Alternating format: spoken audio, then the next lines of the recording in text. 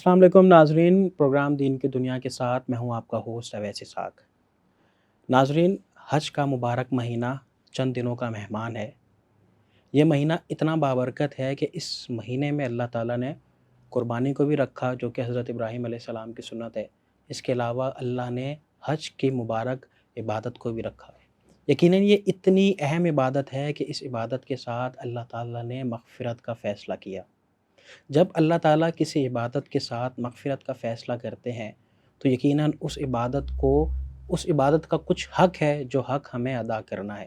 یہ پروگرام ہم ان تمام عبادت گزاروں کے لیے کر رہے ہیں جو کہ اس وقت جا رہے ہیں، حج پہ جا رہے ہیں، تو ان کو ہم بتانا چاہتے ہیں، یقیناً ان کو پتہ بھی ہوگا، لیکن ہم ان کے نالج میں اضافہ کرنا چاہتے ہیں کہ یہ حج کا مبارک سفر کس طرح سے ہوتا ہے، اس کی فضیلت کیا ہے، اور اس کا کوشش کریں گے موٹا موٹا طریقہ ہم آپ لوگوں کو بتا دیں کہ احرام کس طریقے سے پہننا ہے، اور جب ہم پہلی مرتبہ حج بیت اللہ کی طرف جائیں اور جب ہم پہلی مرتبہ روضہ رسول پہ جائیں تو کس طریقے سے ہم نے ان تمام فرائض کی ادائیگی کرنی ہے۔ یقیناً یہ حساس معاملات بھی ہوتے ہیں، یہ سارا سفر محبت، ادب اور عقیدت کا ہے، تو کس طریقے سے ہم نے اس سفر پہ جانا ہے اور اس سفر سے آنے کے بعد ہم نے اپنے گناہوں کو بخشوانا ہے جس طریقے سے اللہ تعالیٰ نے ہم سے وعدہ کر رکھا ہے۔ تو اس پروگرام کو اینڈ تک دیکھیے گا۔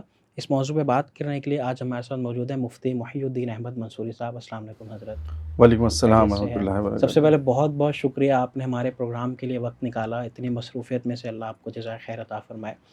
حضرت، سب سے پہلا سوال میں آپ سے کرنا چاہتا ہوں کہ حج کا مبارک مہینہ یقیناً رمضان کے بعد ایک بہت مبارک مہینہ ہے۔ اللہ تعالیٰ نے بہت فیوز و برکات اس مہینے کے رکھے ہیں، شروع ہونے والا ہے، تو اس کو ہم دو لحاظ سے ڈسکس کرتے ہیں۔ ایک ہم ڈسکس کرتے ہیں کہ حاجی اس مہینے میں کیا کریں، اور یقیناً بہت سے ایسے لوگ ہیں جو نہیں جا رہے تو وہ اس مہینے میں کیا اہتمام کریں۔ تو سب سے پہلے ہم حاجیوں کی بات کرتے ہیں کہ وہ لوگ جو اس مہینے جا رہے ہیں اور یقیناً فلائٹس ابھی شروع ہو گئی ہیں، سفر شروع ہو گیا ہے، کیا آپ ان لوگوں کے لیے پیغام دیتے ہیں؟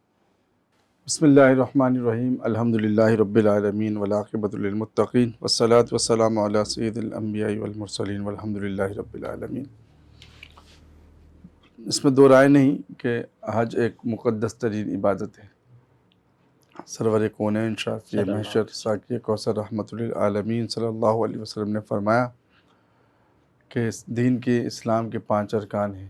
اس میں سے پہلا اللہ تبارک و تعالیٰ کا اقرار کرنا، آپ علیہ الصلوۃ والسلام کی ختم نبوت کا اقرار کرنا، نماز پڑھنا، روزہ رکھنا اور زکوٰۃ دینا۔ اور جب اللہ تبارک و تعالیٰ مال اور متاع سے نواز دے اور صحت اور تندرستی دونوں عطا ہو تو پھر جو ہے حج بھی کرنا۔ تو حج جو اسلام کا 5واں رکن ہے، اور یہ رکن ویسے بھی بہت ہی افضل ہے، بہت اعلیٰ ہے، مگر اس رکن کی ایک خاص بات یہ بھی ہے اویس صاحب کہ جب اللہ تبارک و تعالیٰ جس کسی کو ایمان کی دولت سے سرفراز کر دے اور پھر ایمان کے ساتھ اللہ تبارک و تعالیٰ اس کو مال اور متاع بھی عطا کر دے اور پھر صحت کی تندرستی بھی عطا کر دے، تو اس کے بعد ایک انسان کی خواہش ہوتی ہے کہ اپنے مالک کو کیا دے یا کیسے راضی کر لے مالک کو۔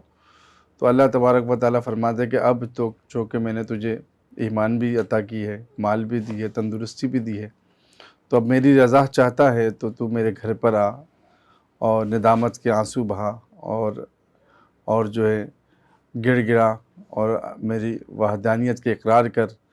تو یہ بہت بڑی عبادت ہے، ایک روحانی سفر ہے، یوں سمجھے کہ اللہ تبارک و تعالیٰ ہر کسی کو اس سفر سے جو ہے مستفیض ہونے کی توفیق عطا فرمائے سب کو۔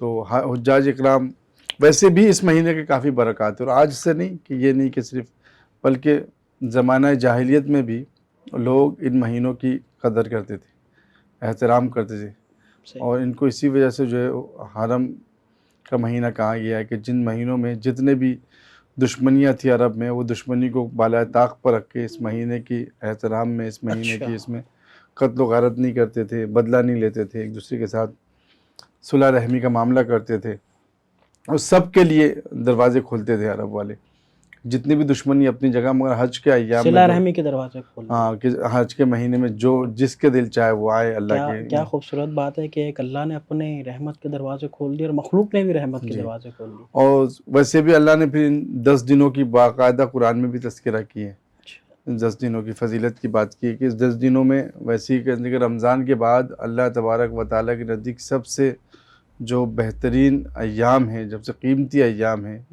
سب سے مغفرت والی ایام ہیں، جس میں اللہ راضی ہو، تلک عشرہ، یہ کاملۃ عشرۃ، یہ جو 10 دن ہیں، یہ 10 دن کے بارے میں ہے کہ اس میں اللہ تبارک و تعالیٰ اپنے بندوں سے راضی ہوتے ہیں۔ ٹھیک ہے، مفتی صاحب یہ بتائیے گا کہ حج کا سفر جس طرح شروع ہوتا ہے تو سب سے پہلے عموماً لوگ یہ سوال اٹھاتے ہیں کہ اس حج کے سفر کو عبادتوں میں درجہ بندی کے لحاظ سے سب سے مشکل سفر کیوں کہا جاتا ہے؟ وہ ایک صحابی بھی تھے نا کہ انہوں نے اپنی ماں کو حج کرایا تو اللہ کے نبی کے پاس آئے تو اللہ کے نبی نے فرمایا ہاں ٹھیک ہے، تم نے ایک آدھی تکلیف کا حق ادا کر دیا ہوگا، گو کہ یہ سب سے مشکل سفر ہے، تو کیا وجہ ہے کہ اس کو سب سے مشکل سفر قرار دیا گیا، سب سے مشکل عبادت قرار دیا گیا؟ دیکھیں اس میں جو ہے نا بہت ساری وجوہات اس میں، ایک تو انسانی فطرت کے حوالے سے بھی دیکھیں تو انسان کی فطرت میں ہے کہ وہ مال سے جو ہے نا بہت زیادہ محبت کرتے ہیں، لگاؤ ہے مال سے، اور پھر دوسری یہ ہے کہ اپنے رشتہ داروں سے، آل و عیال سے ایک محبت ہے کہ ان سے لوگ نہیں چاہتے ان سے جدائی ہو، فراق ہو۔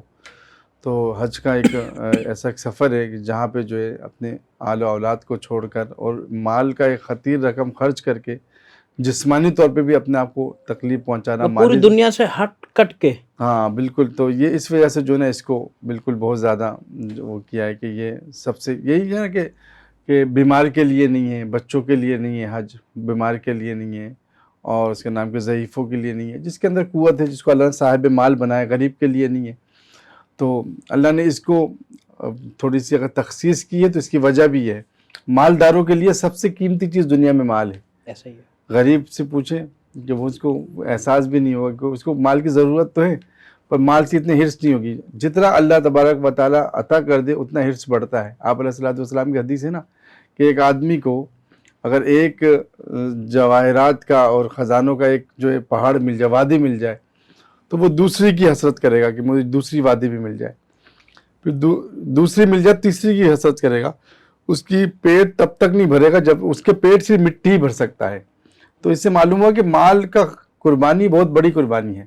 تو یہ حج جو ہے یہ تو ہم مسلمانوں میں جو لوگ بہت ہی اہتمام کے ساتھ حج کرتے ہیں، اور پھر اللہ تعالیٰ مال میں اضافہ بھی کرتے ہیں، یقیناً جو لوگ اللہ کے راستے میں خرچ کرتے ہیں۔ اصل میں دیکھیں یہ سفر مال و متاع سے ہٹ کر ایک بات بتاؤں، اصل سفر تو روحانی ہے، ادب کا سفر ہے۔ اللہ اکبر، یہاں پہ قدم قدم پہ ادب کو ملحوظ خاطر رکھنا پڑتا ہے۔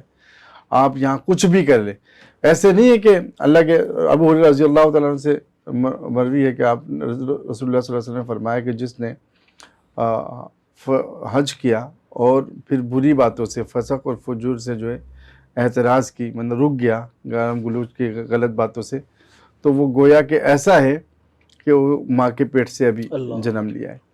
اور یہ حج اتنی بڑی جو عبادت ہے کہ آپ علیہ السلام نے ایک جگہ میں فرمایا کہ ایک آدمی اگر حج کرے، کسی کو اللہ نے مال و متاع سے نوازا ہے اور صحت بھی دی ہے، مفہوم کچھ ایسا ہے، اور وہ حج نہ کرے تو اس کو اختیار ہے کہ وہ عیسائیت اور یہودیت قبول کر لے، اسلام میں رہ نہ رہے۔ تو اتنی بڑی، اور حدیث میں یہ بھی ہے کہ جب انسان حج کرتا ہے تو اللہ تبارک و تعالیٰ اس کے پچھلے تمام گناہوں کو معاف فرما دیتے ہیں۔ تو یہ بہت بڑی ایک عبادت ہے، اور اس عبادت کی جو ہے نا جتنی شکر کی جائے، جس کو اللہ نے مال نہیں دیا اس کو بھی چاہیے کہ تمنا بھی کرے، دعا بھی کرے، اور یہ قبولیت کا سفر ہے آج کل۔ اور ایک بات بتاؤں، آج کل آپ کو دنیا میں بہت سے لوگ ملیں گے جو بظاہر جو ہے نا ہم میں نظر بھی آتا ہے کہ اس کے جو ہے کاروبار اچھے نہیں ہیں، اس کے وہ اچھے نہیں ہیں، مگر وہ جب دیکھو عمرے میں، جب دیکھو حج پہ۔ تو ایک مشہور کہاوت بھی ہے نا کہ کعبے کا اگر کوئی گرد چکر لگائے، تو اگر وہ دنیا کو چکر دے کر کعبے کا چکر لگائے تو اس کے جو چکر کسی کام کے نہیں ہے۔ تو یہ ایک حدیث میں بھی ہے کہ لوگ جو نا، بعض لوگ حج کے لیے حاضر ہوں گے اور اس کے پرغندہ بال ہو، یعنی بال بالکل مٹی سے بھرے ہوئے ہو اور تھکاوٹ کے آثار اس میں نمایاں ہو، اور وہ طواف کرے پر اللہ تبارک و تعالیٰ اس کے طواف کو قبول نہ کرے کیونکہ اس کا مال حرام کا ہوگا۔ تو یہ سفر جو ہے نا، جتنا روحانی ہے اتنا ادب ہے، جتنے ادب ہے اس کے اندر یہ چیزوں کا خیال بھی بہت ضروری ہے کہ جب آپ حج کے لیے روانہ ہو تو حقوق اللہ کے ساتھ ساتھ حقوق العباد کی پورا خیال رکھیں. بہت حساس موضوع آپ ہاں، بتا دیں. تو یہ ہے کہ لوگ اس طرف نہیں متوجہ ہوتے کہ اب ہمارے پڑوسیوں کا کیا حال ہے، نہیں پتہ کہ ہمارے پڑوسی بھوکے ہیں، ہمارے خود کے رشتہ دار بھوکے ہیں. اور جو ہے اللہ نے اگر آپ کو نوازا ہے 10 لاکھ، اگر اللہ نے آپ کو توفیق دی ہے تو اس میں سے چند روپے سے اپنے رشتہ داروں کی، پڑوسیوں کی خبر گیری کرتا ہوا چلا جائے تو یہ آپ کی عبادت کو 4 چاند لگا دے گا. اور اگر آپ یہ نہیں کر کے گئے تو ممکن ہے کہ آپ کی عبادت بھی گھاٹے میں نہ پڑ جائے. اب اس سے ایک مختلف سوال جو عموماً لوگ ابھی بھی پوچھیں گے، ابھی تو خیر ایک موضوع چھڑا نہیں ہے، وہ یہ ہے کہ بھائی میں حج کرنا چاہتا تھا تو میں نے سوچا میں کسی غریب کی شادی کروا دوں. میں نے یہ ہر سال کا معاملہ ہے نا، تو میں نے سوچا میں حج نہیں کرتا. میں حج کرنا چاہتا تھا، میں نے بولا کسی کو بھی ڈونیشن دے دیتا ہوں، تو میں نے اس لیے حج نہیں کیا. تو اس پہ آپ کی کیا رائے ہے؟ دیکھیں اویس بھائی، جو لوگ کرتے ہیں نا شادی وغیرہ کرواتے ہیں، جو لوگ اللہ کے راستے میں دیتے ہیں وہ ویسے بھی دیتے ہیں، اس کے حج کے ساتھ اور عمرے کے ساتھ تو پھر کوئی لوگ تعلق کیوں نہیں ہے. جوڑتے ہیں ان چیزوں کو اس کے ساتھ؟ بس وہ ہے کہ بعض جو ہے نا مطلب کیا کہتے ہیں اسے نورانی سوالات ہوتے ہیں نا، کہ جس کے پیچھے بہت شر چھپے ہوتے ہیں. صحیح. تو جسے یہ تو دوسروں کی بیٹی اور ڈونیشن تو بہت دور کی بات ہے. اگر گھر میں جوان بیٹی ہو اور اتنا مال ہو کہ جو اس کے حج کو فرض کر دے، تو اب بیٹی کی شادی بعد میں ہوگی، پہلے حج کرنا پڑے گا. اللہ اکبر. چونکہ وہ بھائی وہ اللہ نے آپ کو دیے، جب ایک چیز فرض ہو جائے اس کو ساکت نہیں کر سکتے آپ. فرض تو اللہ نے کی، آپ نے تو نہیں کی. کسی کا شادی ہونا نہ ہونا یہ فرض نہیں ہے. کوئی بھی شادی سنت عمل ہے. شادی کرنا واجب بھی نہیں ہے، سنت. ایک آدمی پوری زندگی میں شادی نہ کرے تو کیا ہو گیا؟ مطلب وہ گناہ گار ہے کیا؟ گناہ گار نہیں ہوگا. نہیں ہوگا گناہ گار. مگر ایک آدمی کے پاس مال ہے، وہ حج نہ کرے تو وہ گناہ گار ہوگا وہ. اچھا. تو یہ ایک دین کے معاملے کے ساتھ دنیا کے معاملے کے ساتھ جوڑنا بہت غلط رواج ہے. یہ میں نے جو کہا کہ خبر گیری کرنا یہ الگ مسئلہ ہے کہ کسی کو ہمارے رشتہ داروں میں سے کوئی پریشان حال ہے تو ان کی، مگر اگر اللہ نے آپ کو مال دی ہے اور آپ پہ حج فرض ہو گیا تو آپ نے فرض کی ادائیگی آپ پر فرض ہے. باقی ان کی خبر گیری کرنا یہ ایک سنت عمل ہے، ایک احسن عمل ہے، ایک مسلمان ہونے کی حیثیت سے ایک اچھا عمل ہے. مگر اس کی وجہ سے آپ کا فرض ساکت ہو جائے گا، ایسا بالکل بھی نہیں ہے. فرض اپنی جگہ پر ہے. صحیح. مفتی صاحب اب ہم دوسرے پروگرام کے حصے پہ آتے ہیں کہ یہ تو آپ نے وہ فضیلت بیان کی جو لوگ حج پہ جا رہے ہیں اور کس طریقے سے ان کو یہ فریضہ ادا کرنا چاہیے. مجھے یہ بتائیں کہ بہت سے لوگ نہیں جا رہے، اب یہ ذی الحج کا مہینہ شروع ہو رہا ہے، تو اس کا احترام اور اس کا استقبال ہمیں کس طرح کرنا ہے؟ اس طرح تو نہیں کرنا کہ ساری رات منڈیوں میں خوار ہونا، کیونکہ ہمارے یہاں تو ذی الحج کی پہلی رات سے لے کے 10 ذی الحج تک، عید تک تو بس جانوروں کا ماحول ہوتا ہے. بس یہ ایک المیہ ہے کہ مسلمان جو ہے نا بس کہاں کھو گئے. یہ ایک بہت بڑا ایک المیہ ہے. رمضانوں میں اتنا مقدس مہینہ ہوتا ہے اور رمضان کے مقدس مہینوں میں بھی لوگ جو ہے نا مارکیٹوں کے سفر میں ہوتے ہیں. نائٹ کرکٹ چل رہی ہے بہت زیادہ، اور بچے نوجوانوں کو اچھی بھی لت پڑی ہے کہ پوری رات کرکٹ کھیلتے ہیں. اور اس طریقے سے رمضان، یہ بقرہ عید میں بھی یہ ہوتا ہے کہ اور بچے جو ہے پوری رات. اور پھر اس سے بھی ایک افسوسناک بات یہ ہے کہ میں نے بعض جگہوں میں دیکھا ہے کہ بعض نوجوان لڑکے وہ 8 10 20 جانوروں کو جمع کرتے ایک جگہ اور پھر باقاعدہ اس کے ریٹ کے وہ کارپیٹ وغیرہ بچھا کے باقاعدہ اس کو واک کرواتے ہیں گانوں کے. اس میں آپ ایک عبادت کے لیے ایک لائے اللہ کی رضا کے لیے. جانور کو کیا پتا، وہ تو اللہ کی رضا کے لیے، اللہ کی راہ پہ قربان ہونے کے لیے آئے اور آپ اس کے ساتھ لے کے جو بےہودگی پھیلا رہے. مطلب ہمارے لوگوں میں بھی ایک کم ظرفی یہ ہو گئی اب کہ وہ ہر چیز کو جو ہے نا کہیں نہ کہیں جو ہے نا دنیا کے خرافات سے جوڑنا ہے. عبادات کو بھی وہ تسکین نفس کا جو ہے وہ بنایا ہوا ہے، ذریعہ بنایا ہوا ہے.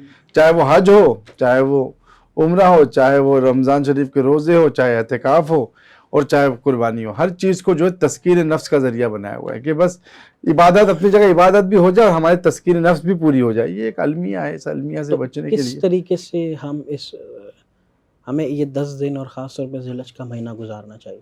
دیکھیں اس 10 دن اور ذی الحج کا مہینہ اور یہ جو 8 سے لے کر 12 حج کے مبارک ایام میں ان دنوں میں تو تکبیرات کثرت سے پڑھی جائے. یہ پڑھ کے سنا دیں. اللہ اکبر لا الہ الا اللہ اللہ اکبر وللہ الحمد. ہر نمازوں کے بعد تو آواز بلند مرد پڑھے. اور مطلب یہ ہے کہ عید کے دن 9 ذی الحجہ کے اثر سے لے کر جو ہے 13 ذی الحجہ کے اثر تک، اور اس کا نام کہ باقی ہر چلتے پھرتے پڑھتے رہیں، چونکہ ایک بڑا مہینہ ہے اللہ کا. ہم تو ثنا بیان کریں اللہ تبارک و تعالیٰ کا، اس میں ہے کہ اللہ اکبر، اللہ سب سے بڑا، اللہ سب سے بڑا، تمام تعریف ہے اللہ کے لیے. تو اس بات کا اظہار تو ویسے بھی مسلمانوں کو کرنی چاہیے، اور ان ایاموں میں زیادہ کرنے سے اللہ تبارک و تعالیٰ کی قرب نصیب ہوتی ہے. اللہ تبارک و تعالیٰ کی جو ہے لوگ قریب ہوتے ہیں، اللہ تبارک و تعالیٰ کی محبت بڑھتی ہے اس سے. تو یہ تو ہر بڑے بوڑھے مرد جوان سب کو باقاعدہ اس کو دیکھیں. مسئلہ یہ ہے کہ جب تک ہم دین کے ساتھ جڑے رہیں گے اور دینی اعمال کے ساتھ جڑیں گے تب تک تو خیر ہے. اور جب دین سے ہٹیں گے نا پھر دینی کام تو ہوگا پر وہ پھر اس طریقوں پہ ہوگا کہ وہ کام نہیں رہے گا. دیکھیں یہ مشرکین نے جو 360 بتوں کو جو بیت اللہ میں رکھے تھے، کیا آپ کیا سمجھتے ہیں کہ یہ کیا انہوں نے کیا گناہ سمجھ کے رکھے تھے؟ انہوں نے تو نیکی سمجھ کے رکھا. انہوں نے جو آج ہم کر رہے وہی سے وہ کرتے تھے. وہ اب تسکین نفس تھا کہ ان کا کہ یہ میرا باپ ہے، ان کی تصویر بنا کے وہاں رکھ دی، یہ میرا دادا ہے، یہ بہت بڑا قبیلے کا بڑا آدمی ہے، اس کو نشانی کے طور پہ وہ تو اس کو فضیلت سمجھ کے رکھتے تھے. بعد میں وہ جو ہے خرافات کا ایک جو ہے بالکل میدان بن گیا، پھر وہاں پہ 360 کے قریب بت بن گئے، رکھے گئے. تو یہ جتنے عبادات ہے، جب عبادات کو ہم دین سے ہٹ کر اپنی تسخیر نفس کے ذریعے سے کریں گے نا، جیسے حج کا مہینہ ہے، ہم حج پہ چلے جائیں. ابھی حج پہ جانے کے بعد جو ہے لوگ جو ہے باقاعدہ یہاں پہ آنے کے بعد بھی بہت سارے خرافات کرتے ہیں.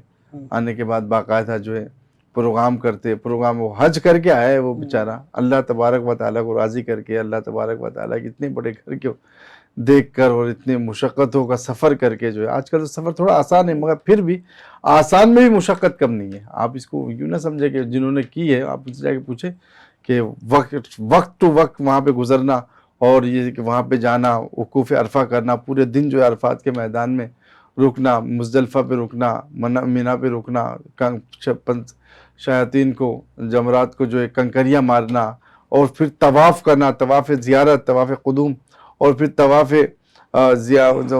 وداع، یہ سب کرتے ہوئے حالت ٹائٹ ہو جاتی ہے. مطلب آپ لاکھوں کا مجمع ایک ساتھ جو ہے اللہ تبارک و تعالیٰ کا حمد و ثنا بیان کرے اور پھر طواف کرے، کتنی مشقت ہوتی ہے. ایک تو اللہ کی رضا تو ویسے تو نہیں ہے، تو ان سفر کے بعد اتنی مشقت بعد آ کے گھر پہ آ کے جو ہے وہی. اور پھر دوسری خرافات جو ہے یہ موبائل کو پوری عبادات کا ستیہ ناش کرنے کے لیے موبائل کافی ہے. لوگ جاتے ہیں، آپ اتنے مشقتوں کے بعد اتنے پیسے خرچ کر کے آپ جا رہے ہیں اللہ کے حضور پہ جا رہے ہیں، اللہ کے نبی کے دربار. میں نے آپ اکثر دیکھیں گے وہ اللہ کے نبی کے صلی اللہ علیہ وسلم کے جو ہے روزہ اطہر کے سامنے سے گزر رہے ہیں، وہ موبائل کھلا ہوا ہے. بھائی آپ کا کانسیپٹ اب موبائل میں ہے یا اللہ کے رسول کو سلام دینے میں ہے؟ ایک بڑا ایک سوچنے کی بات ہے نا، ایک بڑا ایک سوچ کے وہ کہ آپ کا اس وقت مائنڈ کہاں پر ہے. مطلب خود نمائی اس قدر زیادہ ہو گئی ہے اویس بھائی کہ ہماری عبادات کو چکنا چور کر دیا. اخلاص دور دور تک کہیں بھی نہیں ہے، اور خود نمائی باقاعدہ فیس بک. اور بندہ حج پہ جا رہے، ہم نے پچھلے سال دیکھا کہ حج پہ گئے چند نوجوان دوست، اچھی بات ہے نوجوانوں کو حج پہ جا کے وہاں ٹاس کھیل رہے، لڈو کھیل رہے. تو اس لیے کیا ہے، اس لیے آپ کی یہ وہ مقام ہے. خود نمائی پہ نا وہ پچھلے سال ایک ٹرینڈ چلا تھا، شاید آپ کے علم میں ہو، کہ نیکی کر سوشل میڈیا پہ ڈال. یہ دیکھیں نا، یہ اب یہ جگہ ہے جہاں پہ سرور کونین نے آنسو بہائی ہو، جہاں پہ صحابہ جیسے مقدس جماعت جس کو اللہ کے حبیب نے مانگ کر لائے، جس کے لیے اللہ کے حبیب نے فرمایا اللہم انتہلک ھذی العصبۃ اليوم لا تعبد فی الارض ابدا. یا اللہ آج کے دن بدر کے مقام پہ اگر آج کے دن یہ جماعت ہلاک ہو گئی، شہید ہو گئی، تو دین کا نام لینے والا کوئی نہیں ہوگا. جس جماعت کے لیے اللہ روئے، اللہ کے حبیب روئے، زارو قطار آنسو بہائے اور داڑھی تک جو ہے نا آپ علیہ السلام کے آنسو سے تر ہو جائے، وہ جماعت کو لے کر اللہ کے رسول زارو قطار رو رہے. جس مقام پر مینا پر، مزدلفہ پہ اور پھر عرفات پہ زارو قطار آپ علیہ السلام رو رہے ہیں. صحابہ اکرام کو معلوم ہوا کہ یہ آخری حج ہے، یہ آپ کے ساتھ پھر نصیب ہو، زارو قطار ہچکیاں مار مار کے رو رہے صحابہ اکرام. اس مقام پہ آپ لوگ یہ شرارت کرنی، یہ موبائلیں بنا، موبائلیں لے کے تصویریں کھینچنا، یار وہ چند گھنٹوں کا ہے، اللہ کو مناؤ تو صحیح. جس مقصد کے لیے بھائی یہی جو وقت ہے منانے کا، پورا کروڑوں روپے صرف اسی. مجھے لگتا ہے کہ بعض لوگ جاتے ہی صرف فیملی والوں کو جلانے کے لیے، پڑوسیوں کو جلانے کے لیے، کہ وہ بڑا ہی بیان کرنے کا. دیکھو میں حج پہ گیا تھا، مجھے لوگ حاجی صاحب وہ تھانوی صاحب رحمۃ اللہ علیہ، اشرف علی تھانوی رحمۃ اللہ علیہ کسی علاقے میں تشریف لے گئے، کسی گاؤں میں جا کے مسجد میں گئے، جا کے دیکھا کہ مسجد میں جو ہے بالکل مٹی اور بالکل جا کے انہوں نے صاف آپ کی لوگوں سے ملاقات کی. اب جس سے ملاقات کی حاجی برکت اللہ, حاجی شمس اللہ, حاجی نعمت اللہ, حاجی جماعت اللہ, ابھی ساری حاجی. تو حضرت سے پوچھا حضرت آپ کو نہ بولا میں نمازی اشرف علی تھانوی نمازی روزی. تو یہ کہ اب بھائی وہ جس طریقے سے نماز ایک فرض عبادت ہے, حج بھی ایک فرض عبادت ہے, اس کو فرضی سمجھو نا. جس طرح روزہ ایک فرض عبادت, کوئی شخص اگر دنیا میں اللہ نے توفیق نہیں دی اور اس نے حج نہیں کیا کہ وہ جنت میں نہیں جائے گا. صلاح الدین ایوبی رحمۃ اللہ اتنے بڑے شہنشاہ تھے, بادشاہ تھے, آج بھی اگر ان کا نام عیسائیوں کے سامنے, عیسائی تاریخ تھر تھرا کے کانپنے لگتی ہے کہ کیا شخصیت. آج بھی عیسائی رقص کرتے ہیں ان کی تاریخ پر. حضرت پوری زندگی حج نہیں کی. کیوں؟ پیسے نہیں تھے, اتنے بڑے بادشاہ تھے, پیسے نہیں تھے, حج نہیں کی, وہ بولتے مجھ پر فرض نہیں تھے. تو یہ حج کرنا یا دیگر عبادات کرنا یہ صرف اللہ کے لیے ہونا چاہیے. کیا خوبصورت پیغام دیا حضرت. اگر اللہ کے لیے ہے تو سمجھا کامیاب ہے, اور اگر اللہ کے لیے نہیں ہے, اپنے فیملی کو دکھانے کے لیے, سسرال والوں کو دکھانے کے لیے ہے, اپنے لوگوں کو یہ بتلانے کے جتلانے کہ میرے پاس پیسے آ گئے اب حج کرنا یہ کرنا میرے لیے کوئی وہ نہیں, تو سمجھے کہ یہ آپ کے ہلاکت کا ایک ذریعہ ہے, یہ خود نمائی آپ کو لے ڈوبے گی.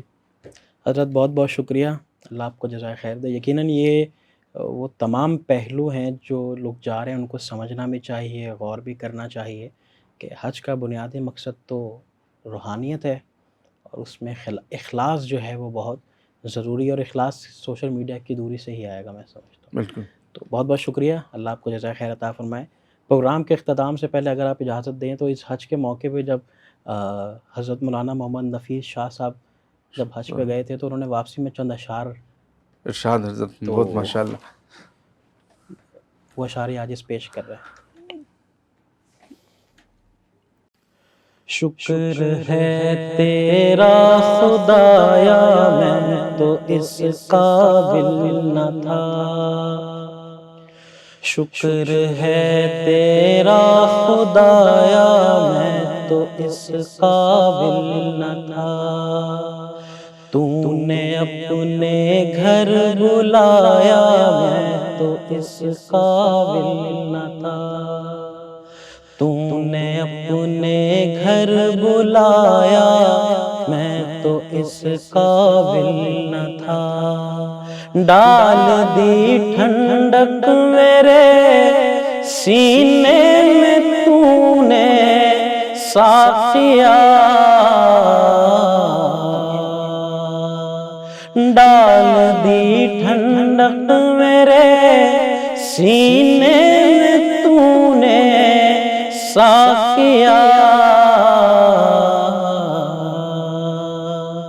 جام زمزم کا پلایا میں تو اس قابل نہ تھا, جام زمزم کا پلایا میں تو اس قابل نہ تھا, مدتوں کی پیاس کو سیراب تو نے کر دیا, مدتوں کی پیاس کو سیراب تو نے کر دیا,